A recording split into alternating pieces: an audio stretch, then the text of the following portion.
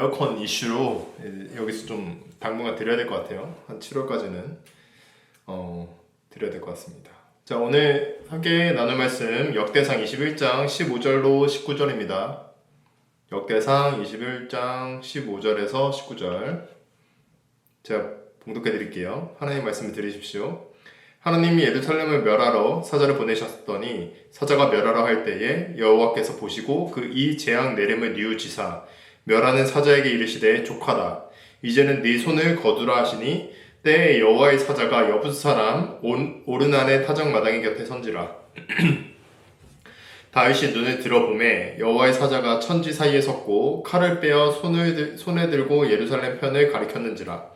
다윗이 장로들과 더불어 굵은 배를 입고 얼굴을 땅에 대고 엎드려 하나님께 아뢰되 명하여 백성을 계수하게 한 자가 내가 아니니까 범죄하고 악을 행한 자는 곧 내니이다. 이 양무리는 무엇을 행하였나이까? 청컨대 나의 하나님 여호와여 주의 손으로 나와 내 아비의 집을 치시고 주의 백성에게 재앙을 내리지 마옵소서. 여호와의 사자가 갓을 명하여 다윗에게 이르시기를 올라가서 여부스 사람 오르난의 타작마당에서 여호와를 위하여 단을 쌓으라 하신지라. 다윗이 이에 갓이 여호와의 이름으로 이른 말씀대로 올라가니라. 아멘. 자, 오늘은 역대상 마지막 시간입니다. 매일 성경으로 따지면 사실 내일까지고 이제 7월 한 달간은 아마 요한계시록을 살펴볼 겁니다. 지금까지 역대기의 내용은 이제 몇 번 강조했던 것처럼 이제 귀환한 포로 공동체 그리고 그 남아있던 사람들 간의 이제 신앙 정체성의 확립이었고요. 그리고 그 신앙 공동체의 정체성을 지키고 성전을 재건하는데 동기부여를 하려고 다윗과 솔로몬을 내세워서 이야기를 전개한다고 얘기했습니다. 저번 주까지는 이제 20장을 살펴봤고 오늘은 21장부터 마지막 29장까지 내용을 좀 소개해드리고 그 함의를 가지고 설교를 좀 이어가 보려고 하는데요. 저번 주 내용을 좀 간략하게 다시 소개하면은 17장에 이제 다윗이 성전을 지으려고 했는데 하나님이 나는 그런 성전 필요 없다. 내가 언제 그런 거 필요하다 그랬냐? 내가 너를 목동에서부터 키웠고 왕까지 만들어놨더니 이게 뭐 이런 내용이었습니다. 그래도 이제 결국에 하나님이 자신의 집과 자신의 나라를 다윗의 후손, 그러니까 솔로몬을 통해서 세우실 거라고 말하죠. 그리고 20장까지 그런 축복을 받은 다윗이 이제 승승장구하면서 그 동서남북에 있는 모든 전쟁들에서 이기는 것을 우리가 저번 주까지 살펴본 겁니다. 자, 오늘은 21장부터 이제 29장까지인데요. 어떤 내용이냐면 21장은 이제 다윗이 인구조사를 하고 하나님이 근데 그걸 악하게 보시고 재앙을 내리십니다. 다윗이 그리고 그 회개하고 재앙은 끝나고 오르난의 타작마당이라는 곳을 매입해서 제사를 지내게 되고요. 그리고 그 22장, 그 다음 22장부터는 본격적으로 성전 건축을 준비하는 이야기가 진행이 되고 솔로몬한테 다윗이 왜 자기가 적합하지 않은지 그 성전을 짓는 데 있어서 적합하지 않은지 잘 이야기를 해주고 건축할 때 유념할 사항들을 당부합니다. 그리고 그 주변 지도자들한테 솔로몬을 잘 도와달라고 말합니다. 23장부터는 이제 열왕기나 사무엘서에는 기록되지 않은 역대기 고유의 그런 맥락들인데요. 23장부터 27장까지는 성전을 짓는 데 있어서 국가 종사자들을 임명합니다. 그 중에서 23장부터 26장까지는 이제 성전의 예배에 대한 준비를 박차를 가합니다. 여기서 23장은 레위인, 24장은 제사장, 25장은 찬양대, 26장에서는 문지기들을 세우고 그리고 그 과정 이제 제비뽑기로 세우거든요. 그 과정들이 나옵니다. 그리고 27장에서는 다윗의 지도자들, 그 주변에 있던 참모들 이런 사람들의 명단이 나오고요. 마지막 28장, 29장은 이제 성전 건축에 대한 일을 솔로몬한테 위임하는 것을 이제 다윗이 연설을 통해서 선포를 하게 되고 솔로몬한테 유념할 사항들에 대해서 이야기를 합니다. 그리고 솔로몬한테 지금까지 자기가 준비했던 것들을 다 설명하고 설계도를 주고 그리고 힘내라고 격려합니다. 그리고 마지막에는 이제 솔로몬이 즉위하면서 역대상은 끝나게 됩니다. 이게 오늘 내용의 전부고요.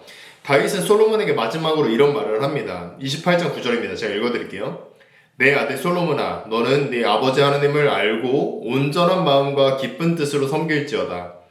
여호와께서는 모든 마음을 감찰하사 모든 의도를 아시나니 네가 만일 그를 찾으면 만날 것이요 만일 네가 그를 버리면 그가 너를 영원히 버리시리라. 아멘. 이렇게 얘기하고 있습니다. 하나님은 온전한 마음과 기쁜 뜻으로 섬기라는 것. 하나님을 찾으면 만날 것이고 만약 하나님을 버리면 하나님도 우리를 버릴 거라는 거죠. 이게 열왕기를 관통하는 말입니다. 이러한 이해를 가지고 오늘 본문이 포함된 21장을 구체적으로 좀 살펴보려고 하는데요. 21장에서는 파죽지세 하던 다윗이 인구조사를 갑자기 이제 합니다. 하나님은 그걸 악하게 보시고 이스라엘을 치십니다. 그랬더니 다윗이 즉시 회개합니다. 그럼 하나님은 선지자 갓을 다윗에게 보내서 재앙을 선택하라고 합니다. 세 가지 제안인데 첫 번째는 3년 동안 기근이 들 거다. 둘째는 3개월 동안 너가 적군에게 쫓아다닐 거다. 그래서 마지막 세 번째는 3일 동안 전염병이 돌고 천사가 이스라엘을 망하게 할 거다. 이런 이야기였거든요. 근데 이제 다윗은 마지막 세 번째를 택했죠. 전염병의 재앙을 택했고 그 결과 7만 명이 죽었다고 말합니다. 그리고 천사가 이스라엘을 멸망시키려고 할 때 하나님이 개입하셔서 그 천사에게 전염병을 멈추라고 하고 그 심판을 멈추라고 합니다. 그래서 천사가 멈추고 다윗이 그 천사를 보고 하나님께 회개합니다. 그리고 하나님이 선지자 갓을 통해서 재앙을 피할 길을 얘기해 주는데 그것이 오르난의 타작마당에서 제단을 쌓으라고 하신 겁니다. 다윗은 오르난에게 엄청 큰 그 돈을 주고 이제 제단을 매입하고 번제와 화목제를 드립니다. 다윗이 그러니까 하나님이 또 그 이제 제단에 이제 불을 내리시는 걸로 화답하시고 천사는 칼을 칼집에 놓고 이제 재앙은 끝나게 됩니다. 이 장소는 이제 오르나의 이 타작마당의 장소는 미래의 성전을 위한 터전으로 하나님이 정하신 거고 후대의 성전은 여기서 건축되게 됩니다. 근데 여기서 이제 몇 가지 짚고 넘어갈 포인트가 있는데요. 첫 번째로 이 역대상 21장은 사무엘하 24장이나 평행 본문이거든요. 근데 좀 다르게 표현되고 있습니다. 먼저 1절에서 보면은 사탄이 다윗을 충동했다고 말하는데 사무엘 하에서는 야훼께서 다윗을 격동시켰다고 얘기하고 있어요. 그러니까 신학적으로는 하나님께 큰 재앙에 대한 책임을 두지 않으려고 이 저자가 어떤 장치를 한 것이 아니냐 이런 생각이 들기도 하면서 또 다윗 스스로가 이런 선택을 했다라고 보기에는 또 이 역대기 저자가 다윗을 이상화시킨 왕으로 묘사하기에는 너무 부정적이어서 좀 하지 않았나 이런 것들을 감추려고 사탄에게 돌린 것 같지 않냐라는 생각이 들고요. 이 포인트를 좀 알고 계시면 좋겠습니다. 그리고 두 번째 포인트는 뭐냐면 이제 다윗이 전염병을 택했다는 건데 생각해보면은 사실 다윗이 혼자 적군에 쫓기면 괜찮잖아요. 혼자 그리고 자기가 그렇게 인구조사를 시킨 거니까. 근데 이제 다윗은 그렇게 하지 않고 전염병을 택했다는 건데 제가 본 주석책이나 그리고 이제 이 저자의 의도는 과연 어떤 것이냐 이런 생각을 해봤을 때요. 적군의 공격에 쫓기는 것은 결국 사람에게 자신의 죄에 대한 형벌을 받는 것이라고 해서 피한 것이 아니냐 이런 생각이 들고 또 3년간의 기근은 백성들이 너무나 고통스러워 할 것이기 때문에 전염병을 택한 것이 아니냐라는 이제 그 견해가 있습니다. 근데 여기서 이제 7만 명이 죽었다고 표현을 하잖아요. 근데 또 평행 본문인 사무엘하 24장 15절에도 죽었다고 표현이 됩니다. 근데 이제 원래 히브리어 본문에서는 이제 죽었다는 뜻이 쓰려면 이제 무트라는 단어를 써야 되는데 여기서는 나팔이라고 단어가 쓰이고 있습니다. 이 나팔이라는 단어는 이제 쓰러졌다라는 뜻이거든요. 그러니까 무트 대신 나팔이 쓰였다고 하는 것은 이 전염병으로 인해서 7만 명이 쓰러져 있다고 보는 게 또 좋지 않을까라는 생각이 듭니다. 또 이미 7만 명이나 죽었는데 만약에 하나님께 재앙을 내리지 말라고 다윗이 막 얘기하는 거 자체가 좀 아이러니하게 좀 이상하다라고 보이기도 하고요. 어색해 보입니다. 물론 이제 쓰러져 있다는 말은 이제 죽었다는 말의 은유적인 표현으로 이제 제시되기도 하기 때문에 그래서 어떻게 생각하면 좋겠냐면 죽음을 동반해서 죽는 사람도 있었을 거고 근데 이제 대부분 사람들이 쓰러져 있다는 의미로 그 7만 명의 사람들이 있었다라고 이제 받아들이시면 좋을 것 같아요. 또 세 번째 포인트는 뭐냐면 하나님의 재앙을 내리시고 나서 그걸 뉘우치셨다고 이제 성경은 표현하고 있는데 이것도 원문을 보니까 니함이라는 단어가 쓰이고 있는데요. 니함이라는 단어가 실제로 뉘우치다라는 뜻을 가지고 있는 것도 맞습니다. 그런데 연민이나 동정심을 갖고 있다고 보는 뜻도 있습니다. 그래서 재앙을 겪은 이스라엘 백성을 본 하나님이 강한 연민을 느껴서 천사에게 손을 거두라고 한 거죠. 그러니까 뭐 결국 그것도 뉘우친 거라고 볼 수도 있는데 좀 뉘앙스가 다른 것 같아요. 그래서 제가 21장을 좀 이렇게 좀 포인트를 설명드린 거는 이런 지식을 좀 그래도 가지고 성경을 독해하시는 게 좀 도움이 되지 않을까라는 생각을 했습니다. 그러니까 요약하면은 지금 포인트들을 요약하면 역대기 저자가 다윗과 하나님의 부정적인 측면을 가리기 위해서 사탄을 인용했다는 거. 그리고 둘째는 전염병에 7만 명의 백성이 죽은 게 아니라 좀 쓰러져 있는 것이 아니냐라는 거. 그리고 셋째는 하나님이 뉘우치신 것이 아니라 연민과 동정심을 느꼈다는 거. 이렇게 보면 좋겠습니다. 자, 다시 본문으로 돌아오면요. 오늘 읽은 본문 중에 17절부터 19절까지 내용을 좀 보겠습니다. 자, 읽어드릴게요. 하나님께 아뢰되 명하여 백성을 계수하게 한 자가 내가 아니니까 범죄하고 악을 행한 자는 곧 내니이다. 이 양무리는 무엇을 행하였나이까? 청컨대 나의 하나님 여호와여 주의 손으로 나와 내 아비의 집을 치시고 주의 백성에게 재앙을 내리지 마옵소서.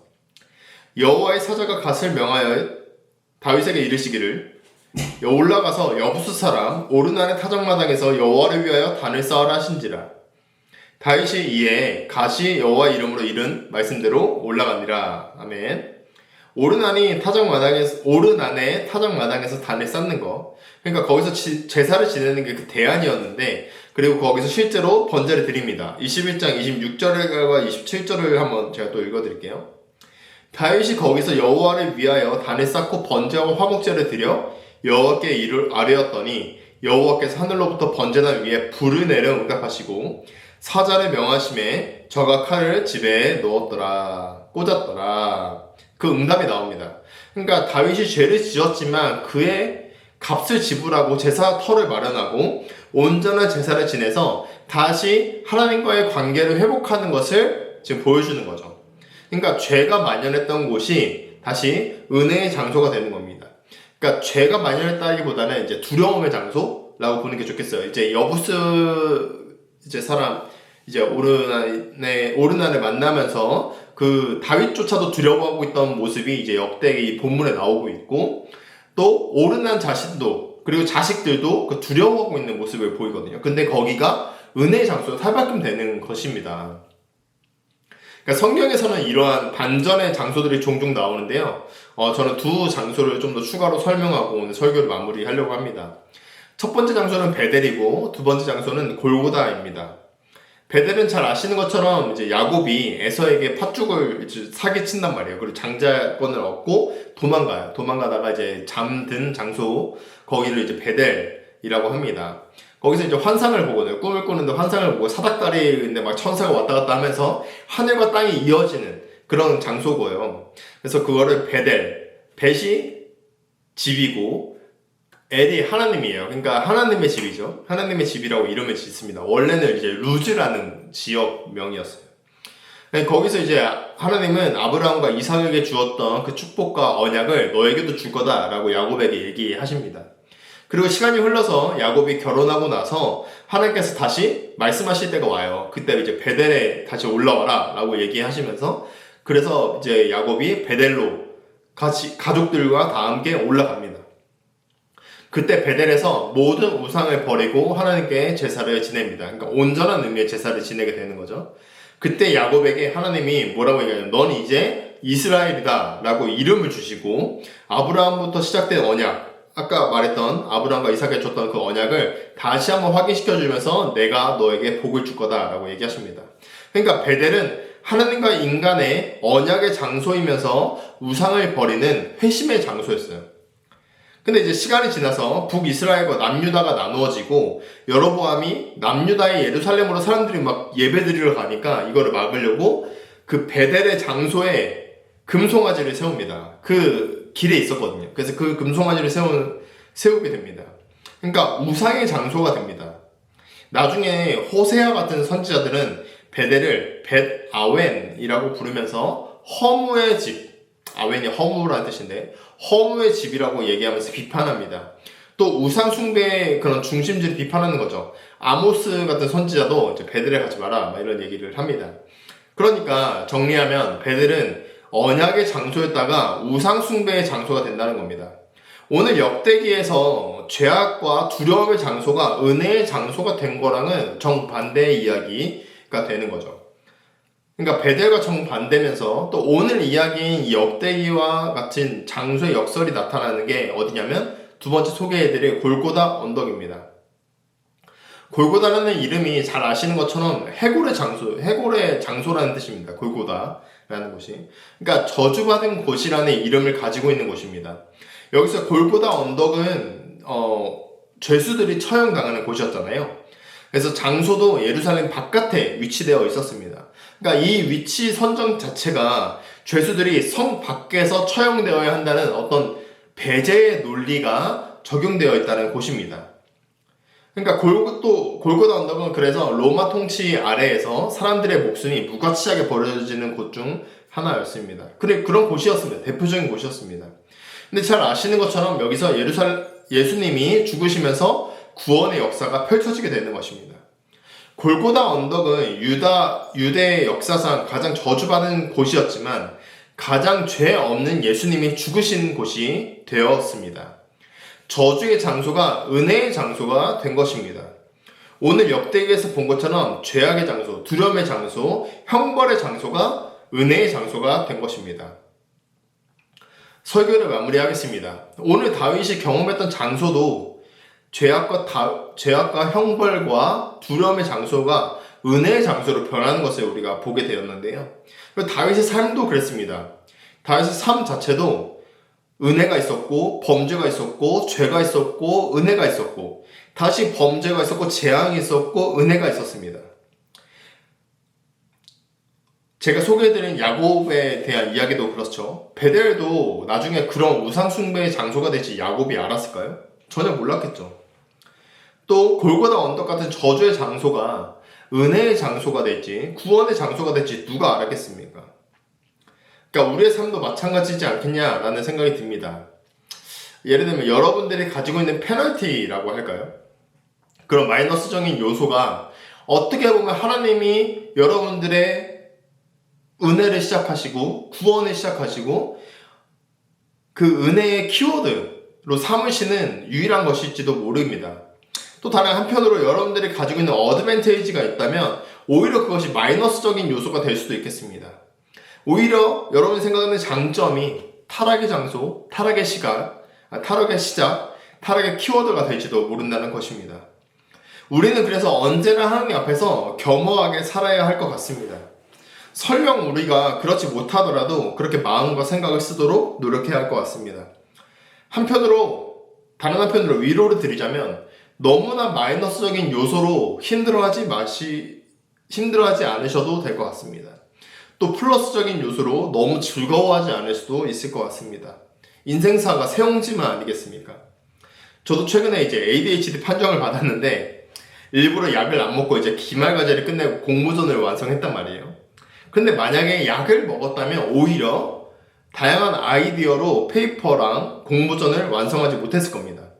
물론 좋은 평가를 받을지 아닐지는 모르겠어요. 그건 상관없습니다. 그리고 저희 집이 가난했던 것도 페널티이지만 오히려 되려 간증할 수 있는 멋진 스토리가 되는 겁니다. 중요한 것은 그런 것들을 긍정적으로 받아들이고 해석하고 다시금 훌훌 털어버리고 새로 시작하는 마음이 아니냐라는 것입니다. 그리고 이런 마음을 감사라고 얘기하지 않겠습니까? 그래서 저는 우리가 모두 감사하는 삶을 살면 좋겠습니다. 자, 마지막으로 골로새서 3장 12절부터 17절까지를 읽고 설교를 마치겠습니다. 제가 읽어드리겠습니다. 그러므로 너희는 하나님이 택하사 거룩하고 사랑받는 자처럼 긍휼과 자비와 겸손과 온유와 오래 참음을 옷 입고 누가 누구에게 불만이 있거든 서로 용납하여 피차 용서하되 주께서 너희를 용서하신 것 같이 너희도 그리하고 이 모든 것 위에 사랑을 더하라. 이는 온전하게 매는 띠니라. 그리스도의 평강이 너희 마음을 주장하게 하라. 너희는 평강을 위하여 한 몸으로 부르심을 받았나니 너희는 또한 감사하는 자가 되라. 그리스도의 말씀이 너희 속에 풍성히 거하여 모든 지혜로 피차 가르치며 권면하며 시와 찬송과 신령한 노래를 부르며 감사하는 마음으로 하나님을 찬양하고 또 무엇을 하든지 말에나 일에나 다 주 예수의 이름으로 하고 그를 힘입어 하나님 아버지께 감사하라. 기도하겠습니다.